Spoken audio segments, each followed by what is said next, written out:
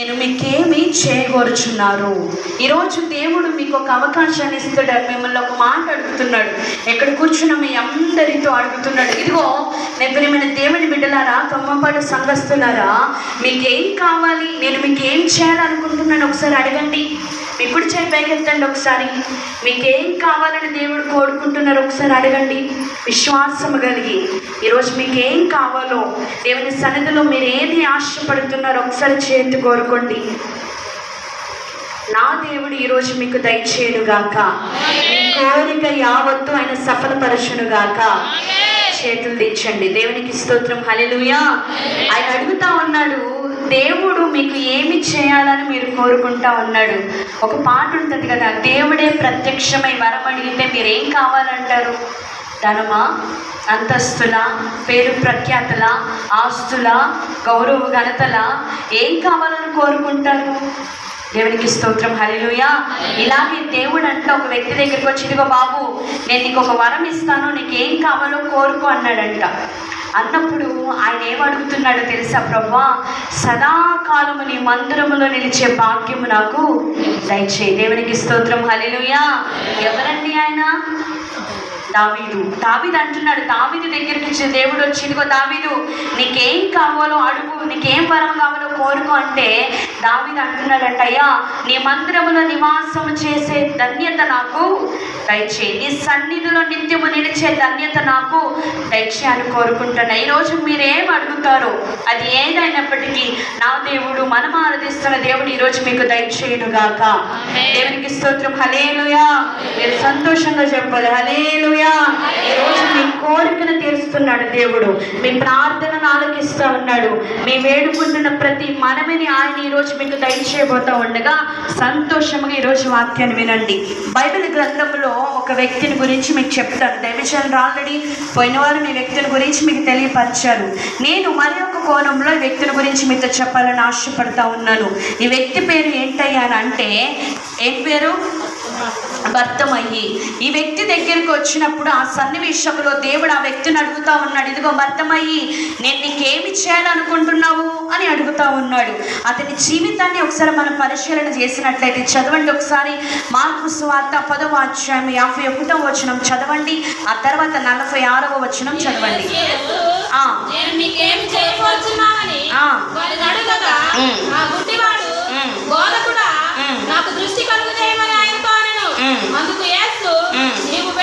చాలు. 46.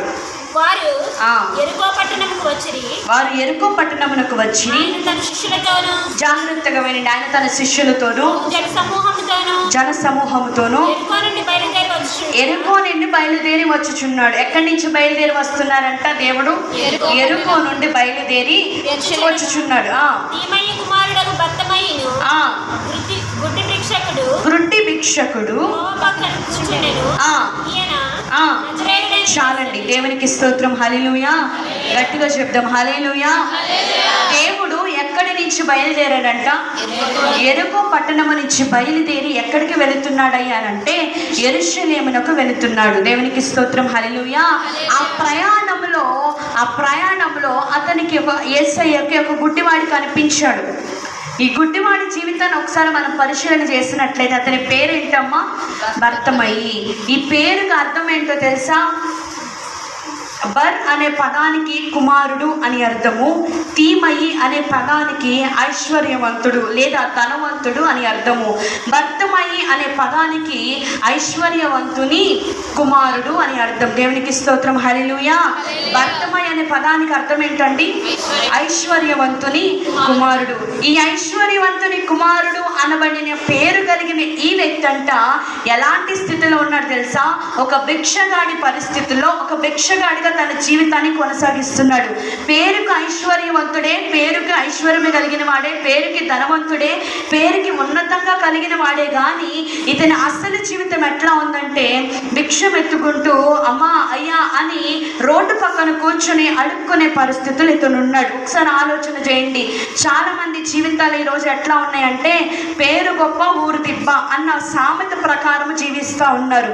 పేరుకు మేము నీతిమంతులం అండి, పేరుకు మేము క్రైస్తవులం క్రైస్తవులమండి, పేరుకు మేము ఆ ఫలానా అంటే ఫలానా అని చెప్పుకుంటున్నారు. కానీ వారి నిజ జీవితంలోనికి ఒకసారి మనము తొంగి చూడగలిగినట్లయితే నిజమైన భక్తి, క్రైస్తవ్యము, పేరుకు తగిన భక్తి వారి జీవితాల్లో కనిపించట్లేదు. దేవునికి స్తోత్రం. హల్లెలూయా, హల్లెలూయా. స్వార్థమ్మ అని పేరు పెట్టుకుంటారు కానీ ఒక్కరోజు కూడా స్వార్థ ప్రకటించరు. మీరు కాదు, చాలామంది బయట నేను చెప్తున్నాను, పరిమళ అని పేరు పెట్టుకుంటారు చాలామంది, కానీ నిజంగా దైవికమైన సువాసన వారి జీవితాల్లో ఇట్లాగ చూస్తే వారి జీవితంలో పేరుకు తగిన భక్తి, క్రైస్తవుడు అనే పేరు ఉంటుంది కానీ దానికి తగిన భక్తి చాలామంది జీవితాల్లో. అలాగే ఈ వ్యక్తి కూడా అంట పేరుకి భర్తమయ్యే ఐశ్వర్యవంతుని కుమారుడే, కానీ ఇతడు ఏ స్థితిలో ఉన్నాడంటే ఒక భిక్షగాడిగా తన జీవితాన్ని కొనసాగించుకుంటా ఉన్నాడు. ఈ రోజున ఒకసారి పరిశీలన చేయండి. పేరుకి ధనవంతుడే కానీ ఎందుకు అతని జీవితం అంత దయనీయమైన స్థితిలోకి వచ్చింది? కొన్ని మాటలు నేను చెప్తాను. మొట్టమొదటిగా అతనంట ఎరుకోలో ఉన్నాడంట. ఎందుకు అతడు ఒక భిక్షగాడిగా మారాడు? అతని పేరు తగిన దీవెన అతనికి ఎందుకు లేదు? అతి ఆశీర్వాదాలు అతను ఎందుకు అనుభవించట్లేదయ్యా అని మనం పరిశీలన చేస్తే అతడు ఎక్కడున్నాడంట? ఎరుకోలో ఉన్నాడు. ఎరుకో అనగా శాపము, లోకముతో సాదృశ్యమై ఉన్నది. ఇతడు లోకములో ఉన్నాడు కాబట్టి పేరుకు తగిన ఆశీర్వాదం అతనికి లేదు. దేవునికి స్తోత్రం. హల్లెలూయా. నేను అంటా ఉన్నాను, నీవు లోకములో ఉన్నంత కాలము నీ పైన ఉద్దేశములు నెరవేర్చబడవు. నీవు లోకములో ఉన్నంత కాలము నీ పైన దేవుని నిర్ణయించిన నిర్ణయములు నీ పైన అమలు చేయబడవు. నీవు లోకములో ఉన్నంత కాలము నీ పైన విడుదలైన వాగ్దానములు, ఆశీర్వాదములు నీవు అనుభవించలేవు. దేవునికి స్తోత్రం. హల్లెలూయా. అదేంటంటే మందిరానికి వస్తున్నాం, భక్తి చేస్తున్నాం, కానుకలు ఇస్తున్నాం, అర్పణలు ఇస్తున్నాం, పరిచర్య చేస్తున్నాం, నమ్మకంగా ఉంటున్నాం, ఏమిటండి అని నువ్వు అనుకోవచ్చు. కానీ దేవుడు అంటున్నాడు, ప్రభువా ప్రభువా అని మీరు పిలుస్తున్నారు కానీ మీరెవరో నాకు. వాళ్ళు అంటారు, అదేంటయ్యా నీ నామం పేరిట అద్భుతాలు చేసావు, నీ నామం పేరిట దెయ్యాలను వదిలించావు, నీ నామం పేరిట ప్రవచించావు, నీ నామం పేరిట ఎన్నో కార్యాలు చేసావయ్యా అంటే మిమ్మల్ని నేను ఎప్పుడు చూడలేదు. దేవునికి స్తోత్రం. హల్లెలూయా. నేను అంటా ఉన్నాను, ఈ లోకములకు నువ్వు వేరే జీవించాలి. దేనికి వేరే జీవించాలి? ఈ లోకములో నుండి నిన్ను పుట్టుమ వేసి ఆయన నిన్ను విడిపించి నిన్ను ప్రత్యేకపరిచాడు కాబట్టి ఈ లోకమునకు వేరే నీవు జీవించాలి. దేవునికి స్తోత్రం. హల్లెలూయా, హల్లెలూయా. సముద్రపు చేప మనందరికీ తెలుసు కదా. ఆ సముద్రపు చేప అంటే సముద్రంలోనే ఉంటుంది, కానీ ఆ సముద్రంలో ఉన్న ఉప్పు ఆ చేపకి, అవునా కదా? మనము చేపల కర్రీ వండేటప్పుడు ఉప్పు వేస్తామేమో, ఎందుకు? సముద్రం చేప కదా, ఆల్రెడీ ఉప్పు నీటిలో నుంచి వచ్చింది, ఉప్పు అవసరం లేదనుకున్న వేయకుండా ఉంటామా? లేదు కదా. అలాగే నువ్వు లోకంలో బ్రతుకుతున్నప్పటికీ, లోకంలో జీవిస్తున్నప్పటికీ ఆ లోకము నీకు అంటకూడదు. దేవునికి స్తోత్రం. హల్లెలూయా. లోక అలవాట్లు నీలో కనిపించకూడదు, లోక ఆచారాలు నీలో కనిపించకూడదు, లోక సంబంధమైన మాటలు నీ నోట పలకకూడదు, లోక సంబంధమైన నడవడిక నీ జీవితంలో ఉండకూడదని దేవుడు ఈరోజు నీతో మాట్లాడుతూ ఉన్నాడు. దేవునికి స్తోత్రం. హల్లెలూయా. నీవు ఆశీర్వదించబడిన వారే, ఆశీర్వదించేటప్పుడు పిలువబడిన వారే, దేవుని వాగ్దానములు కలిగిన వారే, ఆయన నిబంధన ప్రకారం నడుస్తున్న వారే, అపోస్తల సంఘములో సహవాసంలో కొనసాగబడుతున్న వారు అయినప్పటికీ నీవు లోకంలో ఉన్నంత కాలము దేవుడిచ్చే ఆశీర్వాదాలు నీవు పొందుకోలేవు. లోకంలో ఉన్నంత కాలము ఆయన మహిమను నీవు చూడలేవు. లోకంలో ఉన్నంత కాలము ఆయన ప్రత్యక్షతను నీవు అనుభవించలేవు. దేవునికి స్తోత్రం. హల్లెలూయా. ఐశ్వర్యవంతుని కుమారుడే కానీ భిక్షగాడిగా ఎందుకు మారాడు? అంత దయనీయమైన స్థితిలో ఎందుకున్నాడంటే అతను ఎక్కడున్నాడంట? ఎరుకోలో ఉన్నాడు. రెండవదిగా అతడి ఏ స్థితిలో ఉన్నాడు తెలుసా? త్రోవ పక్కన ఉన్నాడంట. ఎక్కడున్నాడు? బిక్కరగా చెప్పండి, ఎక్కడున్నాడు? ఈరోజు నేను అడుగుతున్నాను, మీరు త్రోవలోనే ఉన్నారా, త్రోవ పక్కన ఉన్నారా? దేవుడు మిమ్మల్ని దీవించునుగాక. త్రోవలో ఉండుటానుగా క్రీస్తులో కలిగి మీరు జీవించుట, క్రీస్తుని మీలో అనేక మందిని చూపించుట. మీలో మిమ్మల్ని చూసినప్పుడు మీరు కనపడకూడదు. ఎవరు కనిపించాలి? మరి కనిపిస్తున్నాడా క్రీస్తు? ఎంత ధైర్యంగా చెప్తున్నారండి. మరి ఇంత భక్తి దేనికి? ప్రతి ఆదివారం అరిచి మోగేది దేనికి? ఉపవాస ప్రార్థనలు దేనికి? సంపూర్ణ ప్రార్థనలు దేనికి? సువార్తను విన్నా గాని నాకు మాత్రం కానే కాదని ఇప్పుడే తొందరేమని, ఎప్పుడైనా చూడొచ్చులే అని వాయిదాలు వేస్తున్నావా? ఈ గుంపులోనే ఉన్నారా మీరు? దేవుడు వెనువెంటనే మిమ్మల్ని మార్చునుగాక. దేవునికి స్తోత్రం, హల్లెలూయా. దేవునికి స్తోత్రం, హల్లెలూయా. ఆ మాటలు నాకు చాలా బాధాకరంగా అనిపించినాయి. నిజంగా త్రోవలో లేరా మీరు? దేవుడు మిమ్మల్ని దీవించునుగాక. త్రోవలోనికి మిమ్మల్ని దేవుడు నడిపించునుగాక. ఆయన మార్గంలో దేవుడు మిమ్మల్ని నడిపించునుగాక. అందుకే దావీదు అంటాడు, అయ్యా నాకు బలమును నీవు ధరింపచేయి, యథార్థమైన మార్గంలో నీవు నన్ను నడిపించు. దేవునికి స్తోత్రం, హల్లెలూయా. త్రోవ ప్రక్కన ఉన్న వారి జీవితం ఎట్లా ఉంటుందో తెలుసా? దేవుడు ఒక ఉపమానం చెప్పాడు, మీకు గుర్తుందా? బైబిల్లో విత్తనములు చేత పట్టుకొని ఆయన వెదజల్లుతూ ఉన్నప్పుడు కొన్ని ముండ్ల పొదల్లో పడిని అంట, కొన్ని త్రోవ పక్కన పడిని అంట, కొన్ని మంచి నేలను పడిని అంట. అలాంటి పరిస్థితిలో ఈ త్రోవ పక్కన ఉన్న విత్తనముల గురించి దేవుడు ఏమని మాట్లాడాడంటే, ఇదిగో ఈ త్రోవ పక్కబడిన విత్తనముల జీవితం ఎట్లా ఉంటుందంటే, వాక్యాన్ని విని కూడా గ్రహించని స్థితిలో ఉంటారంట వీరు. ఎలా ఉంటారు? వాక్యాన్ని విని కూడా, వాక్యాన్ని వింటూ కూడా గ్రహించని స్థితిలో ఉన్న వీరి జీవితంలో వీరు హృదయములో వేయబడిన ఈ వాక్యము నాటబడక మునిపే, మొక్క రాక మునికే, ఫలించక మునిపే సాతానంట వాక్యాన్ని ఏం చేసింది? దొంగలించుకెళ్ళిపోద్ది. దేవునికి స్తోత్రం, హల్లెలూయా. ఆ వాక్యం ద్వారా మీ పైన విడుదలైన ఆశీర్వాదాలను దొంగలించుకెళ్తుంది, ఆత్మ అభిషేకాన్ని దొంగలించుకెళ్తుంది. ఒక మాట గుర్తు పెట్టుకో, ఒకవేళ వాక్యము విని కూడా సరి చేసుకునే అనుభవం నీలో రావట్లేదంటే, వాక్యము విని కూడా దాని ప్రకారం జీవించాలి అన్న ఆశ తృష్ణ నీలోకి రావట్లేదంటే, నీ త్రోవ పక్కన ఉన్నావని గుర్తు పెట్టుకో. అందుకే దేవుడు నీతో మాట్లాడుతూ ఉన్నాడు, నీవు త్రోవ పక్కన ఉండటానికి ఆయన నిన్ను భూమి మీదకి వచ్చింది. త్రోవ ప్రక్కన ఉండటానికి కాదు ఆయన రక్తాన్ని కార్చింది.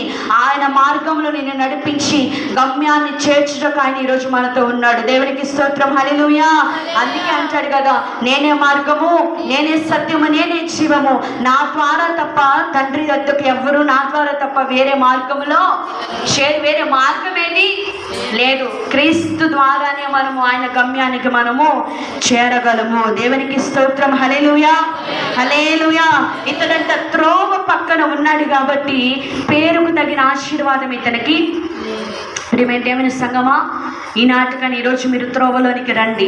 ఆయన మార్గంలోనికి, త్రోవ పక్కన అనేకమైనవి మనకి కనిపిస్తూ ఉంటాయి. ఇప్పుడు చూడండి, రోడ్డు మీద వెళ్తున్నాం అనుకో, రోడ్డు పక్కన అనేకమైన లైటింగ్లు, షాపులు అనేకమైనవి మనకు కనిపిస్తూ ఉంటాయి, అవునా కదా? త్రోవ పక్కనే ఆకర్షణీయమైనవి ఉంటాయి, త్రోవ పక్కనే మనల్ని లాగేసేవి ఉంటాయి, త్రోవ పక్కనే మెరుపులు అలాంటివి కనిపిస్తూ ఉంటాయి. కాబట్టి నేను అంటూ ఉన్నాను, వాటిని చూచి ఒకవేళ త్రోవ తప్పితే నీ జీవితం నరకానికి దారి తీస్తుంది.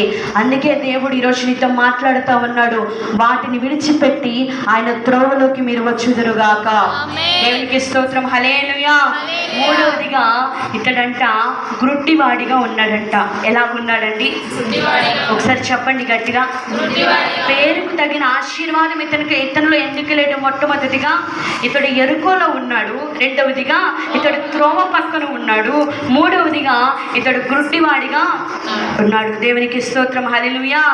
నేను అంటున్నాను, చాలా మంది ఈ రోజున గ్రుడ్డితనములో ఉన్నారు. సత్యమే ఇది. నేను మిమ్మల్ని మళ్ళీ అడుగును, దేవునికి స్తోత్రం, హల్లెలూయా. ఉన్నారా లేదా నేను ప్రశ్న వేయను, సత్యం. ఎందుకనంటే ఈ రోజున చాలామంది సాతాను వేసిన గుడ్డితనంలో చాలామంది ఉన్నారు. అదేంటయ్యా మిమ్మల్ని చూడగలుగుతున్నాం కండి, మా కళ్ళు స్పష్టంగా కనిపిస్తున్నాయి కదా, మేము గుడ్డివారు ఏంటి అని మీరు అనుకోవచ్చు. కానీ ఈరోజు ఆ వ్యక్తి ద్వారా దేవుడు ఈరోజు నీతో ఒక ఆత్మీయమైన పాఠాన్ని నేర్పుతూ ఉన్నాడు.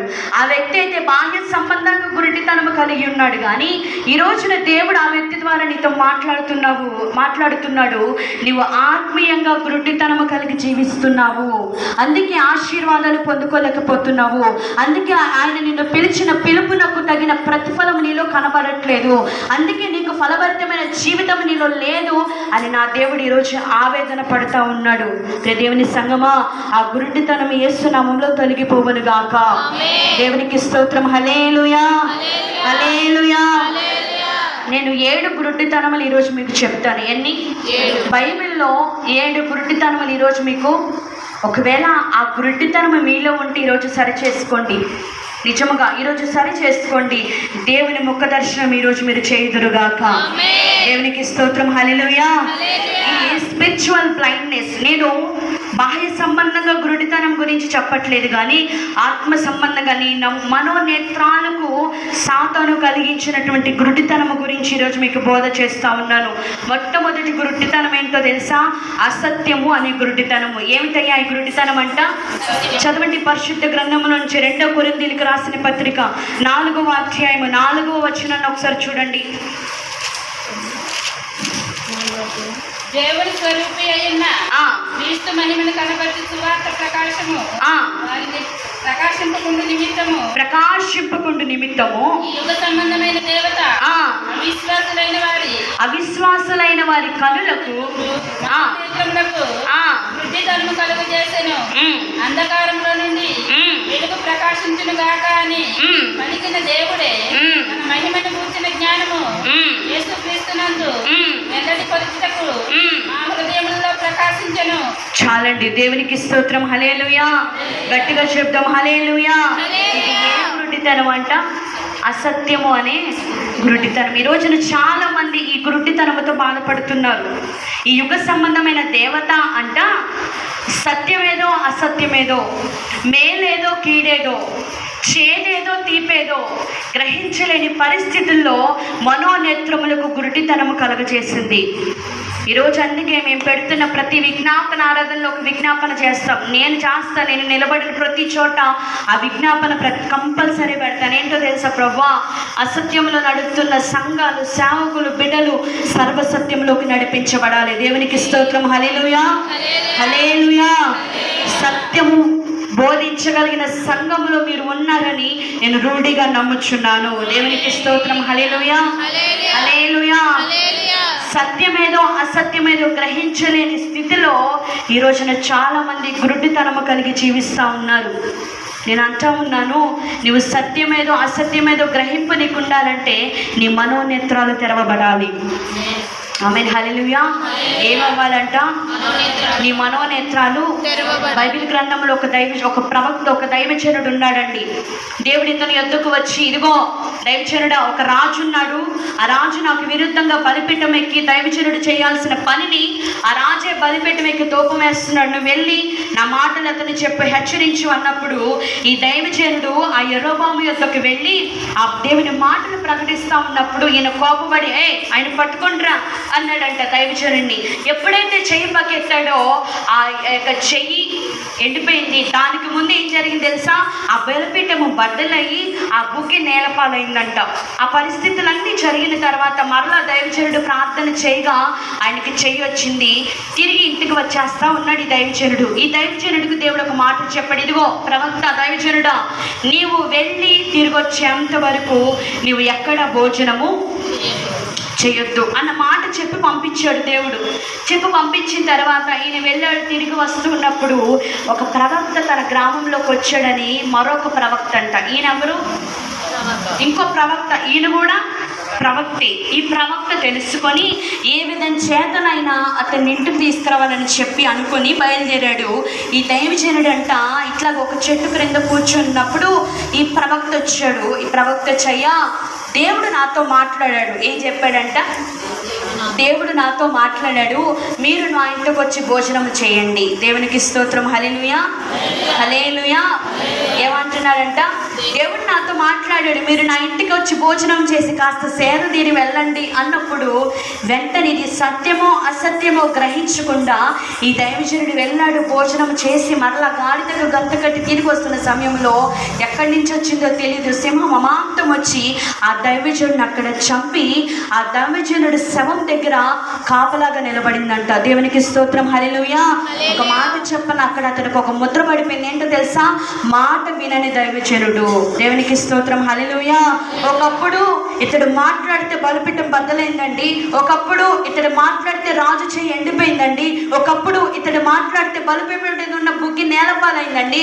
అంత పవర్ కలిగిన దైవజనుడు అండి అని చెప్పుకున్న మాట సాక్ష్యము ఎప్పుడైతే దేవుని మాటను ఉల్లంఘించి గ్రహించాడో, సత్యమేదో అసత్యమేదో గ్రహించలేని స్థితిలో ఎప్పుడైతే దేవుని మాటను మీరాడో అతనికి వచ్చిన సాక్ష్యం ఏంటో తెలుసా? మాట వినని దైవజనుడు. దేవునికి స్తోత్రం, హల్లెలూయా. అక్కడ దేవుడు మరి ఒక ఆత్మీయ పాఠమాన్ని నేర్పాడు. సృష్టి అంట దేవుని మాట వింది. ఎలాగో తెలుసా? సింహానికి దేవుడు చెప్పాడు, ఇదిగో సింహం, నువ్వు వెళ్ళి ఆ దైవజనుడిని చంపు. సింహం వచ్చి దైవజనుడిని చంపింది, కానీ పక్కనున్న గాడిదని కనీసం ముట్టను కూడా, అతని శవాన్ని కనీసం తాకను కూడా తాకలేదంట. ఒకసారి ఆలోచించు. సృష్టి దేవుని మాట వింటుంది కదా, ఆయన రూపంలో రూపించబడిన మనము సత్యమేదో అసత్యమేదో గ్రహించలేని స్థితిలో మనోనేత్రాలకు గురుడితనము కలిగి జీవిస్తూ ఉన్నాము. దేవుడు అంటున్నాడు, యేసు నామములో ఆ గురుడితనము తొలగిపోవును గాక. సత్యమేదో అసత్యమేదో గ్రహించగలిగినటువంటి మనోనేత్రములు మీకు తెరవబడును గాక. దేవునికి స్తోత్రం, హల్లెలూయా. చాలా మంది అంటారు, అయ్యా నమ్మి మోసపోయాం, ఆ వ్యక్తి మాకు మేలు చేస్తాడని నమ్మి మోసపోయాం, డబ్బులు ఇచ్చి మోసపోయాం అని చాలామంది బాధపడుతూ ఉంటారు. ఎందుకు ఆ పరిస్థితి అంటే సత్యమేదో అసత్యమేదో గ్రహించలేనటువంటి గురుడితనము. యేసు నామములో అది తొలగిపోవును గాక. సమృద్ధి మీ జీవితంలో కలుగును గాక. రెండవ గురుడితనము ఇది ఏంటయ్యానంటే నేను అనే స్వభావము కలిగిన గురుడితనము. దీనికి ఒక వ్యక్తిని మీకు చూపిస్తాను. ఇతని పేరు సౌలండి. పౌలుగా మార్చబడక మునుపు సౌలు జీవితాన్ని ఒకసారి పరిశీలన చేస్తే ఒక గురుడితనము కలిగి ఉన్నాడు. ఏమిటో తెలుసా? నేను భక్తి పరుణ్ణి, నేను చేసే భక్తే గొప్పది, నేను పాటిస్తున్న యొక్క ధర్మశాస్త్రమే నిజము అని చెప్పి నేనే గొప్ప, నేను విద్యావంతుడిని, సామర్థ్యము కలిగిన వాడిని, ఈ సమాజాన్ని నేనే బాగు చేయగలుగుతున్నాను అన్న ఉద్దేశము కలిగి ఇతడేం చేస్తున్నాడు తెలుసా? దేవుని ప్రజల్ని హింసించడం ప్రారంభించాడు. దేవునికి స్తోత్రం, హల్లెలూయా.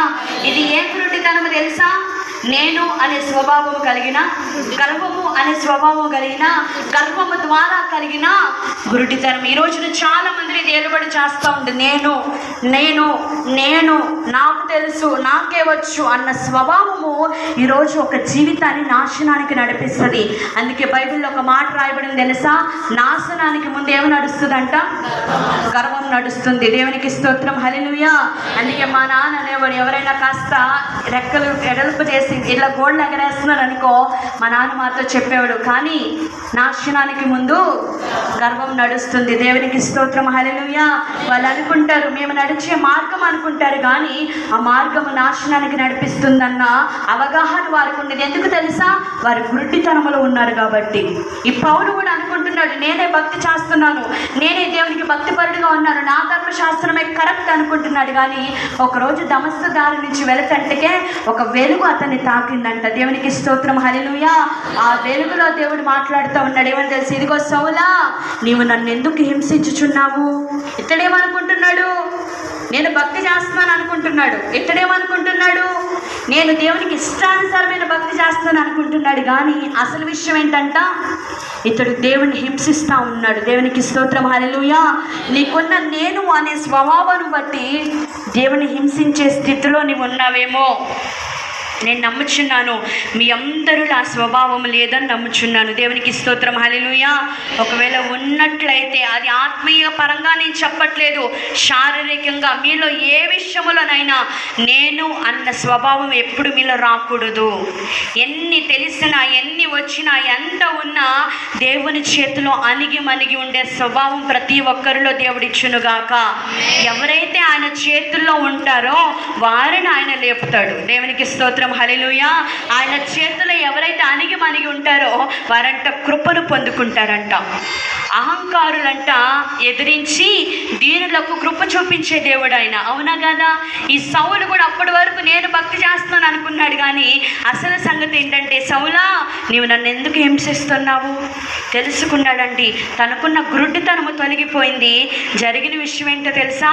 మరొక క్రీస్తులాగా దేవుని పరిచర్యలో ఒక బలమైన సేవను చేశాడు. దేవునికి స్తోత్రం, హల్లెలూయా. అట్టి గురుడితనం యేసు నామములో తొలగిపోవును గాక. మూడో మాట చెప్పనా? 7 మాటలు ఉన్నాయి, మరి వింటారుగా? దేవుడు మిమ్మల్ని దీవించును గాక. మూడవదిగా పాపము కలుగజేసిన గురుడితనము. ఈ రోజున ఈ లోకములో ఏలుబడి చేస్తుంది ప్రప్రమదముగా ఏమిటయ్యానంటే పాపము. ఆనాడు సొదొమ నోవహు దినములలో ఎటువంటి పాపం అయితే జరిగిందో దేవుని రాకడి దినములు కూడా అటువంటి పాపము అటువంటి దినములు వస్తాయని దేవుని లేఖనం సెలవిచ్చినట్లుగానే ఈనాడు ఈ పాపము ఈ దేశమును ఈ రాజ్యముని ఈ భూమిని ఏలుబడి చేస్తూ ఉంది. దేవునికి స్తోత్రం, హల్లెలూయా. అందుకే దేవుడు ఈరోజు మీతో చేతులు జోడించి నేను మాట్లాడుతూ ఉన్నాను దేవుని మాటగా. ఆ పాపం అనే గురుడితనములో నుంచి ఈరోజు మీరు బయటకు రావాలి. దేవునికి స్తోత్రం, హల్లెలూయా, హల్లెలూయా. సంసోను గురించి మీకు చెప్తాను. ఈ సంసోను ఎలాంటి వాడు తెలుసా? దేవుడు ఇతన్ని ప్రతిష్ఠించి ఇజ్రాయెల్ ప్రజల కొరకే దేవుడు పుట్టించాడు ఈ సంసోన్ని. అవునా కాదా? దేవుడు ఎందుకోసం సంసోనుని పుట్టించాడంటే ఇజ్రాయెల్ ప్రజలకు ఒక సంరక్షకుడిగా ఉండుటకు ఇతన్ని పుట్టించి ఇతన్ని అభిషేకించి ఇతనికంటూ ఒక బలమునిచ్చి ఆత్మ అభిషేకాన్ని ఇచ్చి ఇజ్రాయెల్ ప్రజలకి ఒక కాపలాగా ఇజ్రాయెల్ ప్రజలకి ఒక న్యాయాధిపతిగా దేవుడు ఇతన్ని చేస్తే ఇతనేం చేశాడు తెలుసా? దేవుని పిలుపును ఇచ్చిన అభిషేకాన్ని విడిచిపెట్టి అమ్మాయిల వెనకాల తిరగటం ప్రారంభించాడు, పాపం వెనకాల తిరగటం ప్రారంభించాడు. దేవునికి స్తోత్రం, హల్లెలూయా. తీరా చివరికి జరిగింది ఏంటో తెలుసా? ఆ పాపమే అతనికి గురుడితనాన్ని కలుగజేసింది, ఆ పాపమే అతనికి అవమానాన్ని కలుగజేసింది.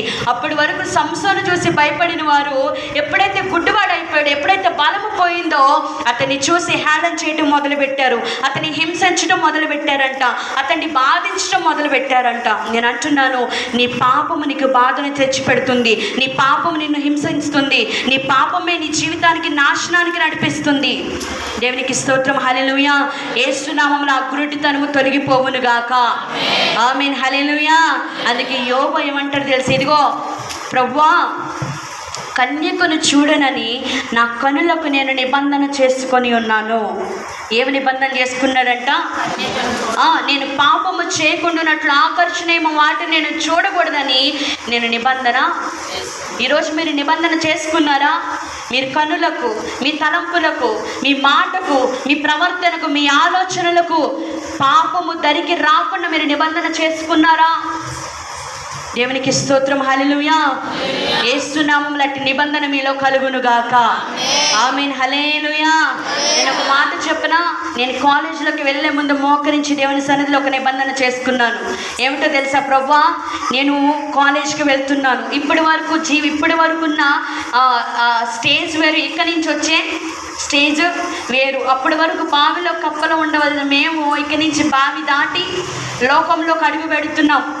కాబట్టి నేను కాలేజ్కి వెళ్ళిన తర్వాత అక్కడున్న పరిస్థితులు చూసి ఒకరోజు వెళ్ళి మా నాన్న అడిగాను, నాన్న నేను కాలేజ్కి వెళ్ళను, నా వల్ల కావట్లేదు, నేనేదో బైబిల్ ట్రైనింగ్కి వెళ్ళిపోతానంటే ఆయన నన్ను గద్దించి లేదు నువ్వు వెళ్ళు అని చెప్పేసి కొన్ని మాటలు నాకు తెలియపరిచి కాలేజ్కి పంపించినప్పుడు నేను మోకరించి నేను ఒక ప్రార్థన చేసుకున్నాను. నేను ఏమిటో తెలుసా? అయ్యా, నేను కాలేజ్కి వెళ్తున్నాను, యవ్వన కాలంలోకి వచ్చాను, నేను ఒక నిబంధన చేసుకుంటున్నాను. నన్ను బట్టి, నా ప్రవర్తన బట్టి నీకు కానీ నా తండ్రికి కానీ ఏనాడు తలదించుకునే పరిస్థితి నేను రానివ్వను. దేవునికి స్తోత్రం, హల్లెలూయా. బలిపీఠం మీద నుంచి చెప్తున్నాను, దేవుని సన్నిధిలో నిబంధన చేసుకున్నాను, ఆ ప్రకారంగా నేను నమ్మకంగా జీవించాను. నేను అనుకుంటా ఉన్నాను, ప్రభువా ఏమి చూసి నాకు ఈ స్థానం ఇచ్చావంటే నేను అనుకుంటాను అప్పుడప్పుడు ఆ చిన్న నమ్మకత్వాన్ని దేవుడు నాలో చూచాడేమో. దేవునికి స్తోత్రం, హల్లెలూయా, హల్లెలూయా. మంచి భర్తను, మంచి లైఫ్ను, మంచి జీవితాన్ని అంతకు మించి దేవుని సేవలో వాడబడే కృపను దేవుడు నాకు అనుగ్రహించి ఉన్నాడు. ప్రియ దేవుని బిడ్డలారా, ఇక్కడ చాలా మంది ఉన్నారు, మీరు దేవునితో అట్టి నిబంధన చేసుకున్నారా ఈ రోజున? అటు రీతిగా దేవుడు మిమ్మల్ని దీవించునుగాక, మీ భవిష్యత్తును దేవుడు దీవించునుగాక.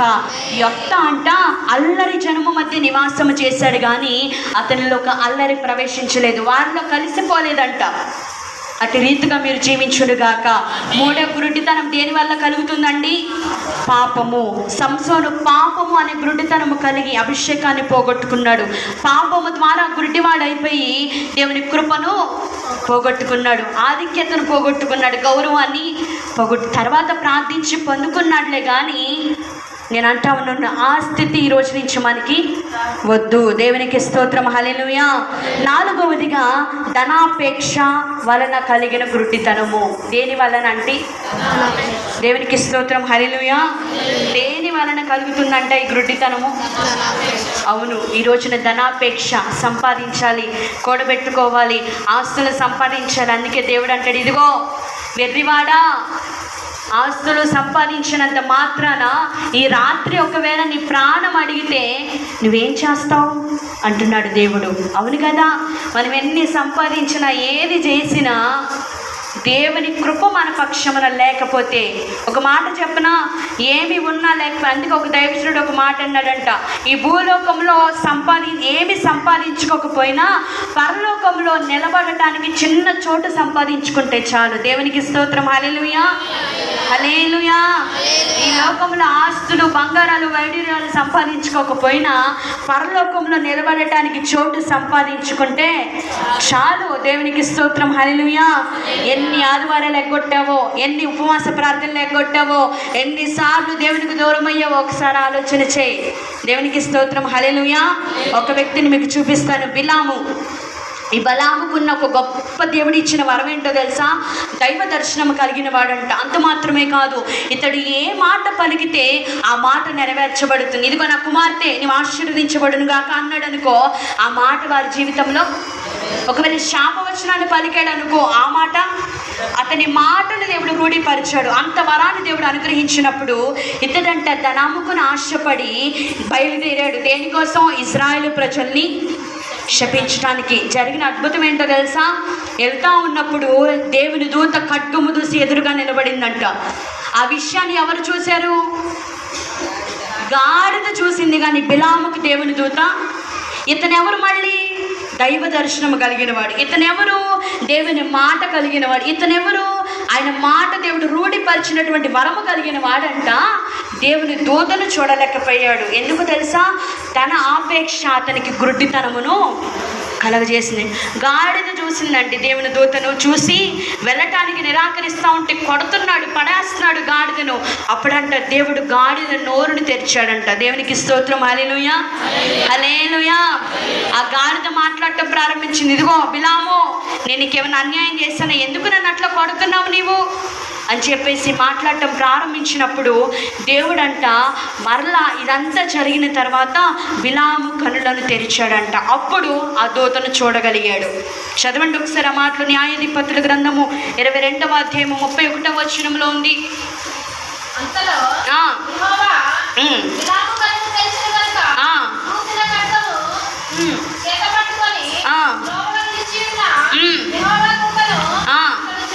చాలండి. దేవునికి స్తోత్రం. హల్లెలూయా. మరలా దేవుడు అతని కన్నులు తెరిచేంత వరకు అతడు ఆగురుడితనములోనే ఉన్నాడు. దేవునికి స్తోత్రం. హల్లెలూయా. ధనము సంపాదన మీద ఒకవేళ వ్యామోహం ఉన్నట్లయితే నేను అంటున్నాను, సంపాదించండి, ధనం కూర్చోండి, తప్పు కాదు, కానీ వ్యామోహము ఉండకూడదు. ఇక అదే పనిగా ఉండకూడదు. దేవునికి స్తోత్రం. హల్లెలూయా, హల్లెలూయా. అంత్య దినాల్లో ఉన్నాం. ఎప్పుడు మన రాకడో, ఎప్పుడు మనం పోకడో, ఎవరికి ఎప్పుడు రాకడో వస్తుందో, ఎప్పుడు వెళ్దామో, ఆయన ఒక్కసారి పిలిచాడంటే సమస్తమును విడిచిపెట్టి పైకి వెళ్ళాలి. దేవునికి స్తోత్రం. హల్లెలూయా. మీరందరూ అనుకోవచ్చు, అదేంటండి మరి మా పిల్లలకి మేము ఏదో ఒకటి ఇవ్వాలి కదా, ఏదో ఒకటి సంపాదించాలి కదా అని మీరు అనుకోవచ్చు. కానీ సంపాదించండి, తప్పలేదు. కానీ నేను అంటూ ఉన్నాను, దానికి మించి మీ పిల్లల కొరకు ప్రార్థన అనే ఆస్తిని సంపాదించండి. దానికి మించి సత్క్రియలు అనే ఆస్తిని సంపాదించండి. దానికి మించి ఒక భక్తిపరుడు అన్న పేరును మీ పిల్లలకు సంపాదించండి. అది వారికి ఆశీర్వాదకరంగా ఉంటుంది. దేవునికి స్తోత్రం. హల్లెలూయా. నా తండ్రి ఎప్పుడు నాతో ఒక మాట చెప్పేవాడండి, నానిగా నీకంటూ నేను ఏం ఆస్తిని సంపాదించలేదు, కానీ ఇదిగో నీకంటూ ఒక కుటుంబం. నేను సంవత్సరకం రోజు నాన్న ఫస్ట్ జరిగినప్పుడు నేను ఈ మాట చెప్పాను అందరిలో నిలబడి. ఏమని తెలుసా? ఇదిగో నాని, నీకంటూ నేను ఆస్తులు ఫలాలు ఆస్తులు సంపాదించలేదు, కానీ నేను ప్రేమించి ఒక సంఘాన్ని కుటుంబాన్ని నీకు ఇచ్చాను. అంతకు మించి నీకు ఒక క్రమాన్ని వాక్యాన్ని నీకు నేను ఇచ్చాను. దేవునికి స్తోత్రం. హల్లెలూయా. వాక్యములో నేను పెంచాను, అదే నిన్ను నడిపిస్తుంది. దేవునికి స్తోత్రం. హల్లెలూయా. అదే నీకు సమృద్ధిని కలుగజేస్తుంది. అవునండి, నిజముగా మాకంటూ మా తండ్రి ఏమి సంపాదించి ఇచ్చి, నేను అనేది ధన రూపంగా ఏమి సంపాదించలేకపోవచ్చేమో, కానీ ఈ క్రమాన్ని, ఈ ఆశీర్వాదాలను మాకు ఇచ్చి వెళ్ళాడు. అవే ఈ రోజున మా ఆత్మీయ జీవితానికి ఎంతో ఆశీర్వాదకరంగా మారినాయి. మనందరికీ అది ఆశీర్వాదకరంగా మారినాయి. దేవునికి స్తోత్రం. హల్లెలూయా, హల్లెలూయా. అటు రీతిగా మీరు మీ పిల్లలకు అట్టి ఆస్తిని సంపాదించుదురుగాక. ఎన్ని చెప్పాను ఇప్పటికీ? ఐదవది 5వది అవిశ్వాసము వలన కలిగిన గుడ్డితనము.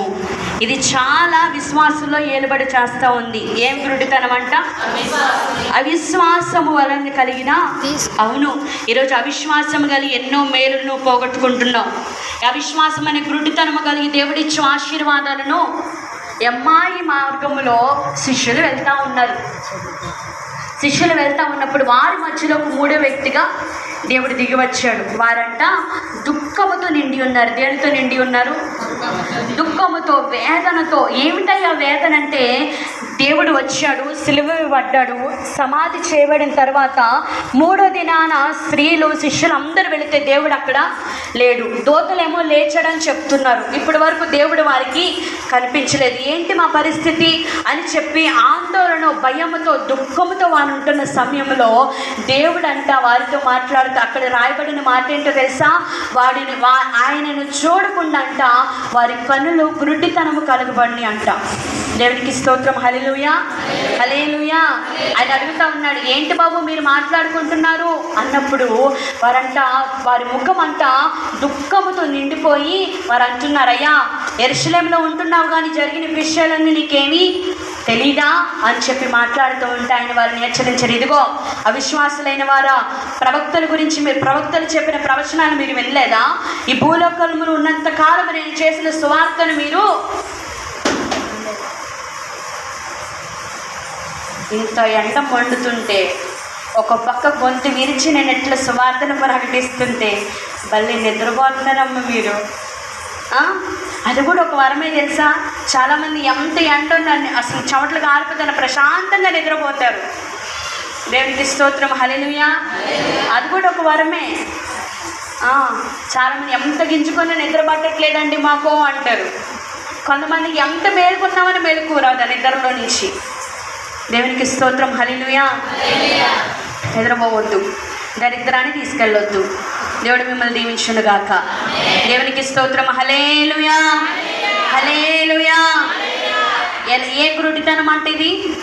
అవిశ్వాసము వలన కలిగిన వాడు చెప్తా. అవిశ్వాసముగా నువ్వు ఉన్నంత కాలము దుఃఖము నీ జీవితంలో ఉంటుంది. అవిశ్వాసం నీలో ఉన్నంత కాలము వేదన, దిగులు, కృంగిపోతావు.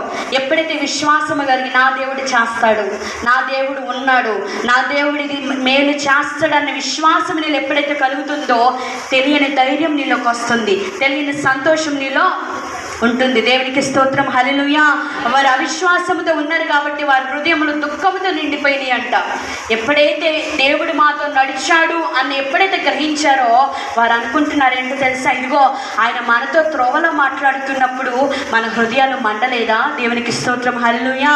విశ్వాసము నీలో ఉంటే నీ హృదయము మండునుగాక, నీ జీవితము మండునుగాక, ఆత్మీయంగా నువ్వు వెలుగుమయముగా మార్చబడుదువుగాక. ఎన్ని చెప్పా? 4. 5 మంచిది. 6వదిగా శరీర క్రియలు, శరీర సంబంధమైన మనస్సు వలన కలిగిన గుడ్డితనం. చదవండి 2వ రాజుల గ్రంథం 6వ అధ్యాయం 15వ వచనం.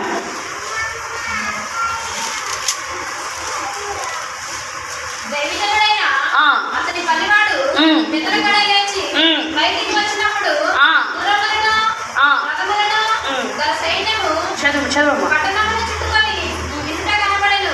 అంతటా అతని పనివాడు, అయ్యో నా ఏలినవాడా, మనము ఏమి చేద్దామని ఆ దైవత అనగా అతడు, భయపడవద్దు, మన పక్షుల్లో ఉన్న వారు వారి కంటే అదుపులై ఉన్నారని చెప్పి, యెహోవా వీడు చూచినట్లు దయచేసి వీరి కన్నులు తెరవమని ఎలీషా ప్రార్థన చేయగా, యెహోవా ఆ పనివారి కన్నులు తెరవజేసిన కనుక వాడు ఎలీషా చుట్టూను పర్వతము అగ్నిగురముల చేత రథముల చేతను నిలియుట చూచెను. చాలండి. దేవునికి స్తోత్రం. హల్లెలూయా. ఇది దేని వలన కలిగిన గురుడితనం అంటే శరీర సంబంధమైన మనస్సు వలన కలిగిన. ఈ వ్యక్తి పనివాడు ఎలా చూస్తున్నాడు తెలుసా? శరీర సంబంధంగా చూస్తున్నాడు. శరీర సంబంధంగా చూసినప్పుడు అతనికి ఏం కనబడింది?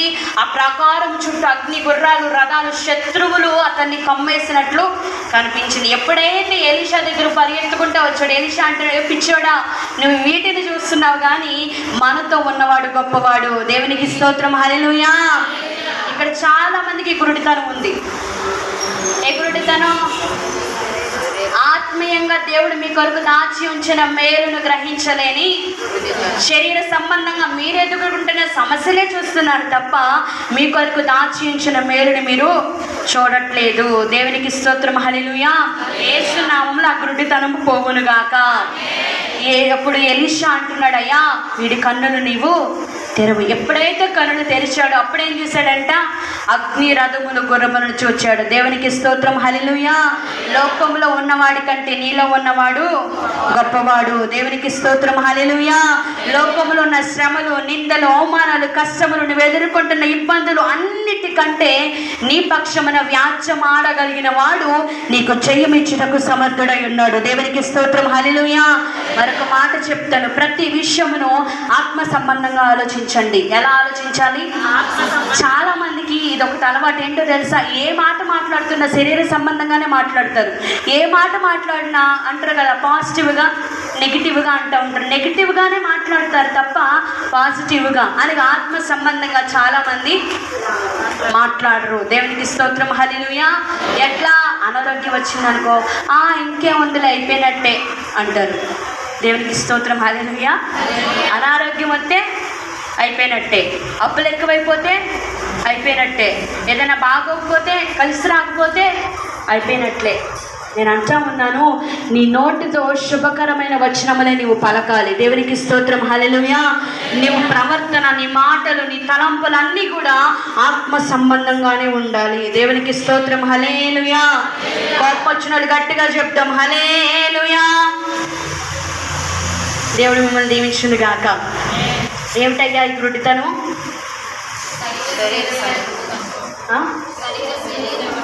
ఏం కోపం వచ్చిందా? దేవుడు మిమ్మల్ని దీవించును గాక. ఇది దేని వలన కలిగిన గుడ్డితనం అంట? మంచిది. ఇంకా ఎన్ని చెప్పాలి నేను? 7వది చదవండి ఒకసారి. మత్తయి సువార్త 23వ అధ్యాయం 26వ వచనం నుంచి ఒకసారి చదివి సహాయం చేయండి.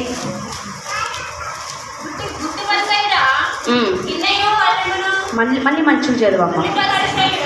గ్రుడ్డి పరిసయుడా,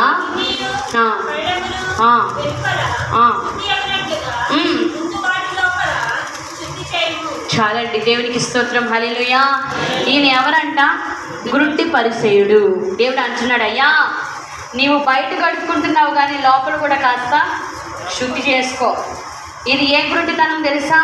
వేషధారణ, నామకార్థం అనే భక్తి కలిగినటువంటి ద్వారా కలిగిన గుడ్డితనము. దేవుడు అంటున్నాడు, ఓ గుడ్డి పరిసేయడా, నేను భక్తి పరుని అనుకుంటున్నావేమో కానీ పైకి సున్నం కొట్టిన సమాధిలాగా మెరిసిపోతున్నావు కానీ లోపలంతా కుళ్ళే, లోపలంతా వాసనే, లోపలంతా చెడే ఉంది నీ జీవితంలో. చాలామంది పైకి మంచిగా భక్తిగా రోజులా కనిపిస్తారు కానీ అందుకే ఒక పద్యం ఉంటుంది తెలుసా? మేడిపండు చూడు, పొట్టవిప్పు చూడు, అట్లా ఉంటారు వాళ్ళ జీవితాలు. మీరు కాదులేండి, మీరు మంచోళ్ళు. దేవుని మిమ్మల్ని దీవించును గాక. దేవునికి స్తోత్రం. హల్లెలూయా. అమ్మ బాగున్నావా అంటారా? వెనక్కి వెళ్ళిన తర్వాత వద్దులే, నేను ఆ మాటలు మాట్లాడలేను. దేవునికి స్తోత్రం. హల్లెలూయా. దేవునికి స్తోత్రం. హల్లెలూయా. అలా ఉంటారు చాలామంది. ఆ భక్తిని దేవుడు మెచ్చడు. పైకి భక్తి, పైన పొగడతలు, పైన మాటలు దేవునికి ఇష్టం ఉండదు. దేవుడు అంటున్నాడు, అంతరంగాన్ని దేవుడు పరిశీలిస్తే దేవుడుగా ఉన్నాడు. హృదయ అంతరంగమును బట్టి నీకు మేలును చేసే దేవుడుగా ఉన్నాడు. దేవునికి స్తోత్రం. హల్లెలూయా. గట్టిగా చెప్తాం హల్లెలూయా. 7వ గుడ్డితనం ఏంటంట? వేషధారణ. ఆయన అంటున్నాడు, ఇదిగో బయట కడుక్కుంటున్నావులే కానీ లోపల కూడా నీవు శుద్ధి చేసుకో అంటున్నాడు. ఈరోజు శుద్ధి చేసుకోండి. దేవుడు తన ఆత్మతో మిమ్మల్ని నింపునుగాక. మంచిది. భర్తమయ్యలో ఉన్న 3 లక్షణాల వల్ల అతడు భిక్షగాడిగా ఉన్నాడు. ఏమిటయ్యి? వెనకాల వాళ్ళు కూడా చెప్పొచ్చు, మీరు వింటున్నారుగా. మొట్టమొదటిగా, రెండవదిగా, మూడవదిగా 7 గుడ్డితనాలు చెప్పండి. మొట్టమొదటిది, రెండవది, మూడవది, నాలుగవది, 5వది, 6వది శరీర సంబంధమైనది, 7వది మంచిది. ఆ తర్వాత జరిగిన విషయం ఏంటో అయ్యగారు చెప్పారా మీకు? చెప్పారా? నేను చిన్న ఎక్స్ప్లెనేషన్ ఇచ్చి వాక్యాన్ని ముగిస్తాను ఇక ఒక 5 నిమిషాల్లో. దేవునికి స్తోత్రం, హల్లెలూయా. తన జీవితం అట్లా గడిచిపోతున్న సమయంలో అతనికి ఒక వార్త వినిపించింది. ఏమిటాయి ఆ వార్త అంటే, ఇదిగో ఏమి విన్నాడంట, ఇగో నజరేయుడైన యేసు ఈ ప్రాంతానికి వస్తున్నాడు. ఎవరి యేసయ్య అనంటే ఆ చుట్టుపక్కల ఉన్న వారికి, ఇదిగో యేసు ప్రభు అంట, నజరేతు వాడంట, అతడు చేయేసి అద్భుతాలు జరుగుతున్నాయంట, గుడ్డి వారు చూపు పొందుతున్నారంట. ఇట్లాగా యేసుని గూర్చి విని, ఆయన శక్తిని గూర్చి విని ఏమనుకున్నాడంటే, ఇక నా బ్రతుకు మార్చబడాలి అంటే ఆ యేసయ్య వద్దకు నేను వెళ్ళాలి. దేవునికి స్తోత్రం, హల్లెలూయా, హల్లెలూయా.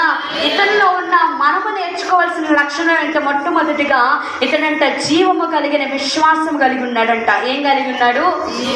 జీవం గల విశ్వాసం ఉంటుంది, కానీ చాలా మంది అది నీరసిల్లిన పరిస్థితిలో ఉంటుంది. ఈయనంట ఒక జీవం ఇతనిలో, ఒక ఉత్సాహం, విశ్వాసం కలిగి అనుకుంటున్నాడు. ఏం విన్నాడు? క్షమించాలి, ఏం విన్నాడంటే ఇవి అర్థమయ్యి, ఈ యేసు ఎవరని విన్నాడు? నజరేయుడైన యేసు అని విన్నాడు. ఏమని కేక వేశాడు? దావీదు కుమారుడా యేసు. దేవునికి స్తోత్రం, హల్లెలూయా, హల్లెలూయా.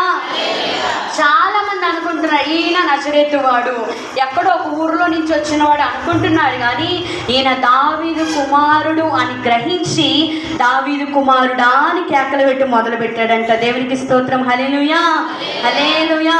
నేను అడిగాను, ఏమండి భర్తమయ్య గారు, మీరు విన్నదేమో నజరేయుడైన యేసుని విన్నారు, మరి దావీదు కుమారుడని ఎందుకు కేకలు వేశారు అని అంటే, అని అంటున్నాడు, నేను జీవము కలిగిన విశ్వాసము కలిగి ఉన్నాను కాబట్టి దేవుడు నాకు ఆ గ్రహింపును కలగజేశాడు. దేవునికి స్తోత్రం, హల్లెలూయా. అతని మనోనేత్రమును దేవుడు తెరిచాడు. ఏమిటో తెలుసా? ఇతడు దావీదు కుమారుడు, మా కొరకు దిగి వచ్చిన మెస్సయ్య, మా పరిస్థితిని మార్చగలిగిన శక్తి కలిగిన వాడన్న గ్రహింపు అతనికి కలిగిన వెంటనే ఇతను ఏమని పిలవటం ప్రారంభించాడు తెలుసా?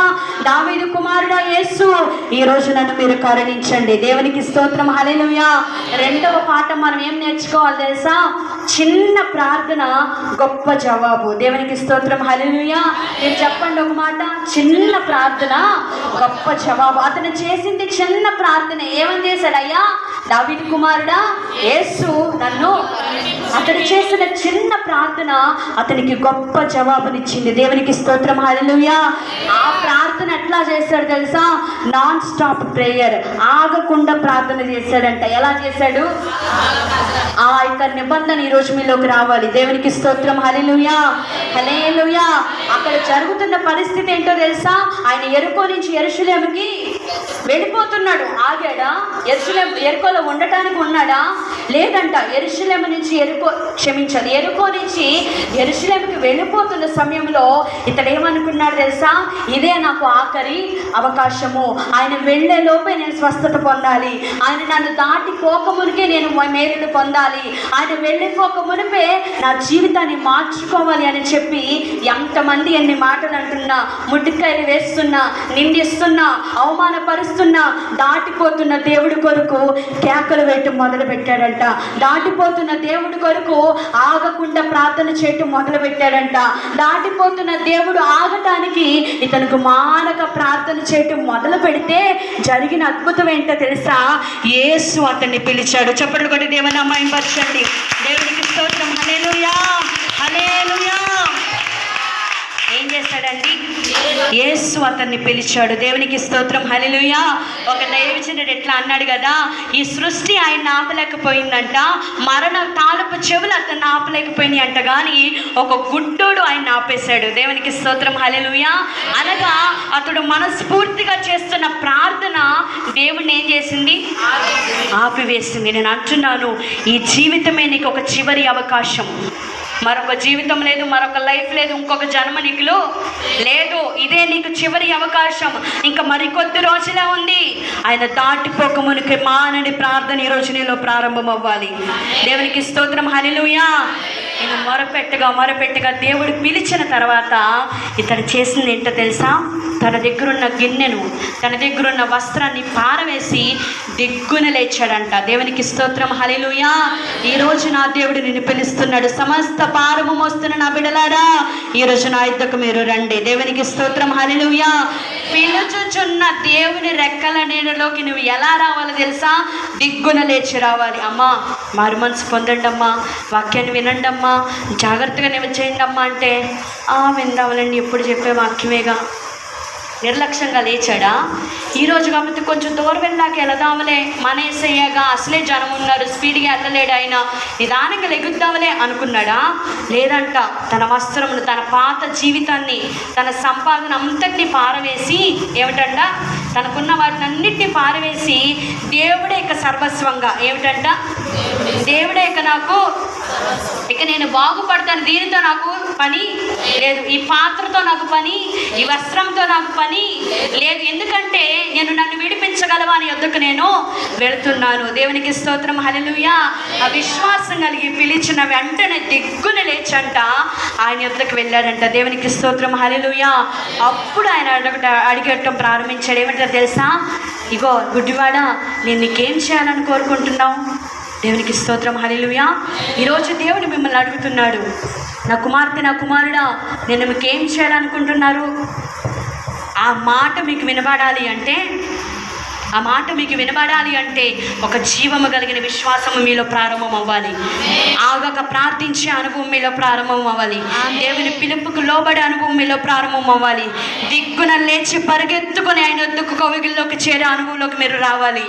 అప్పుడు ఆయన అంటాడు కదా, మిమ్మల్ని కౌగిలించుకొని ఆయన కౌగిల్లోకి చేర్చుకొని అంటాడు, ఇదిగో నా కుమార్తె, నా కుమారుడా, నీకేం కావాలో కోరుకో. అప్పుడు ఆయన అంటున్నాడు, అయ్యా నేను గురుడితనంలో ఉన్నాను. వెంటనే దేవుడు అతన్ని బాగు చేశాడు. 4వదిగా అతనిలో ఉన్న లక్షణం ఏంటో తెలుసా? ఆ యెరికో నుంచి దేవుని వెంట యెరూషలేమునకు బయలుదేరాడంట. దేవునికి స్తోత్రం, హల్లెలూయా. ఆ లోకాన్ని విడిచిపెట్టి, ఆ పాపాన్ని విడిచిపెట్టి, అప్పటి వరకు త్రోవ పక్కనున్న ఇతడు ఎప్పుడైతే స్వస్థత పొందుకున్నాడో, ఎప్పుడైతే మేలును పొందుకున్నాడో, దేవుని వెంట, ఎవరి వెంట? పక్కనోడి వెంట, వెనకలున్నవాడి వెంట, ఎవరి వెంట వెళ్ళాడంట? దేవుని వెంట యెరూషలేమునకు వెళ్ళాడంట. దేవునికి స్తోత్రం, హల్లెలూయా. ఈ అనుభవాలన్నీ మీలో దేవుడు కలిగించునుగాక. ఆమేన్, హల్లెలూయా. యెరికోలో ఉన్నట్లయితే ఈరోజు నువ్వు రావాలి. త్రోవ ప్రక్కన ఉంటే త్రోవలోకి రావాలి. గురుడితనములో ఉంటే యేసు నామములో గురుడితనము తొలగిపోవునుగాక. ఎక్కడి నుంచి మీలో ఏం ప్రారంభం అవ్వాలండి? జీవము కలిగిన విశ్వాసం. 2వదిగా మానక ప్రార్థించే అనుభవం నీలో ప్రారంభం అవ్వాలి. ఆ మానక ప్రార్థించే, అది చిన్న ప్రార్థన అయినా దేవుడు నీకు గొప్ప జవాబుని దయచేయబోతున్నాడు. దేవునికి స్తోత్రం, హల్లెలూయా. 3వదిగా ఆయన పిలుపుకు లోబడి, ఆయన చిత్తానికి లోబడి ఆయన చేతిలోనికి రాగలిగిన మనసు నీకు ఉండాలి. ఆమేన్, హల్లెలూయా. 4వదిగా ఆయన వెంట యెరూషలేమునకు వెళ్ళాలి. దేవునికి స్తోత్రం, హల్లెలూయా, హల్లెలూయా. సంతోషంగా చెప్తాం, హల్లెలూయా. మా కాపరివైనందున మాకు ధైర్యముగా ఉన్నది, మా సంపద, అందరూ పాడదాం, అవునయ్యా, మాకు సమృద్ధిగా నిరీక్షణ. ఆయన ఎందుకు మనం గమనించాలి అంటే ఆయన మన మంచి కాపరి అయి ఉన్నాడు కాబట్టి. ఆశ్రయ క్షేమముగా ఉన్నది, మా కాపరివైనందున నాకు ధైర్యముగా ఉన్నది, నా సంపదవైనందున నాకు సమృద్ధిగా ఉన్నది. ఎండిన మా బ్రతుకును అందులో తెచ్చి పాడదాం, నీటి ఊటగా మార్చిన. అప్పటి వరకు ఎండిపోయిన స్థితిలో ఉన్నానయ్యా, నూతన యెరూషలేములో మా పేరునే వ్రాసిన. ఎండిన మా బ్రతుకును నీటి ఊటగా మార్చిన, నూతన యెరూషలేములో అన్ని పేరులు రాశాడు, పేరునే వ్రాసిన. మేఘ స్తంభముగా నడిపించిన నీ మహిమనే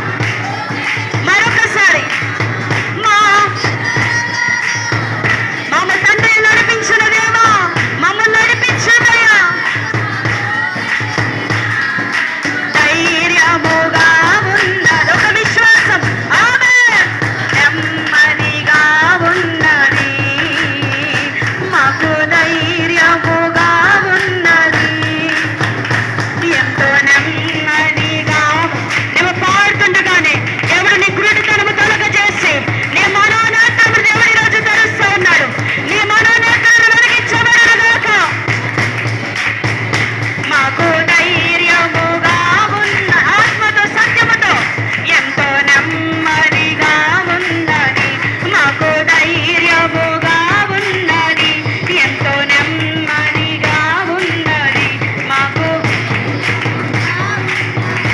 ఎంతో నెమ్మదిగా ఉన్నది మాకు, ధైర్యముగా ఉన్నది, ఎంతో నెమ్మదిగా ఉన్నది మాకు, ధైర్యముగా ఉన్నది, ఎంతో నెమ్మదిగా ఉన్నది మాకు, ధైర్యముగా ఉన్నది, ఎంతో నెమ్మదిగా ఉన్నది. యేసయ్యా యేసయ్యా అందులో నడిపిస్తాం. యేసయ్యా యేసయ్యా ఈ రోజున మన నేత్రాలు వెలిగించండి అయ్యా. ఈ రోజు మా కాపరిగా మమ్మల్ని నడిపించండి అయ్యా. మా పరిస్థితిని ఈ రోజు మార్చండి అయ్యా.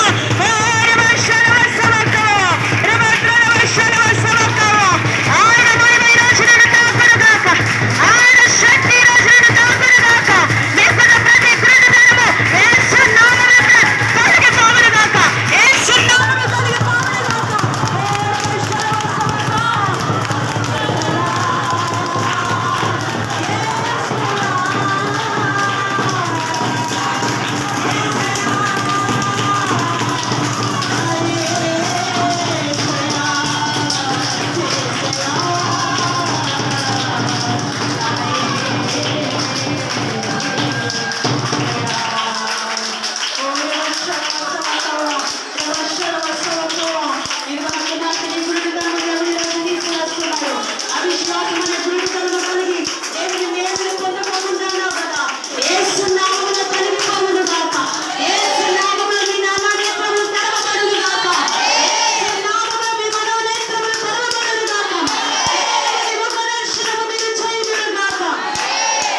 అందరూ మనకున్న రెండు చేతులు ఆకాశము తట్టు చాపుదామా?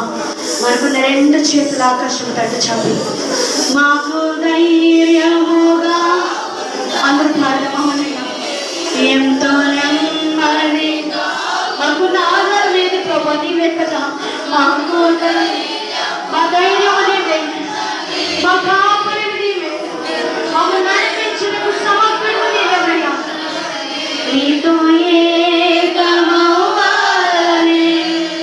నిరీక్షణ, అవునయ్యా, నీతో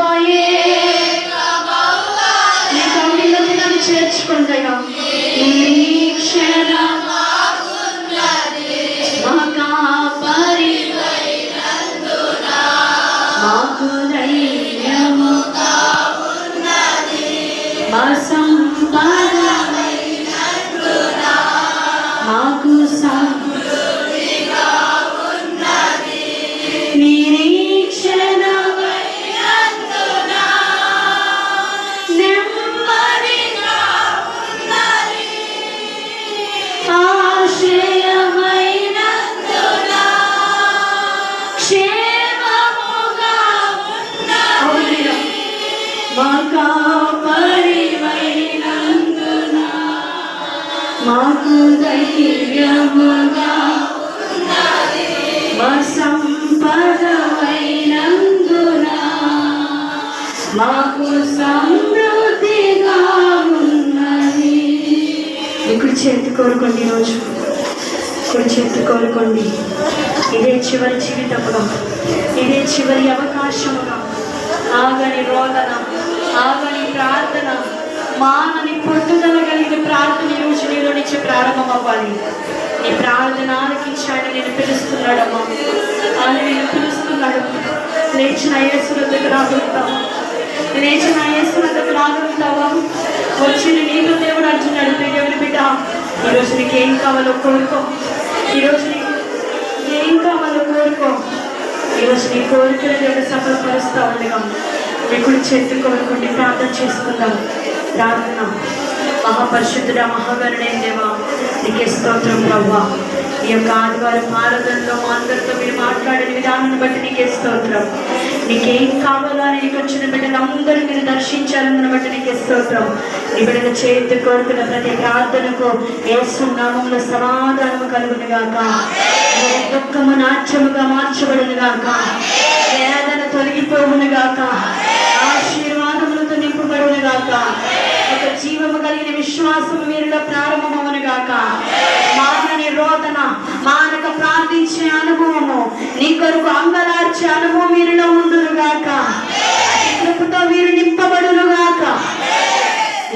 క్రీస్తుకు లోబడే హృదయము కలుగును గాక. నీ వెంట నడిచే హృదయము కలుగును గాక. రీతిగా మీరు నింపండి అయ్యా. చేతు కోరుకున్న ప్రతి బిడ్డను పేరు పేరు వరుసను దీవిస్తున్నాను, ఆశీర్వదిస్తున్నాను అయ్యా. ఈరోజు ఏ వేదనతో, శ్రమలతో, ఇబ్బందులతో వచ్చారో ప్రతి శ్రమ నుంచి విడుదల కలుగును గాక. నాకు అభిషేకించండి. ఈ మినిస్ట్రీని, పరిచయాన్ని, ప్రాంతాన్ని చేతులకు అప్పగిస్తూ సమస్త మహిమలంత ప్రభావం మీరు పొందుకోమని యేసు నామములో అడిగి పొందుకున్నాం తండ్రి. ఆమేన్.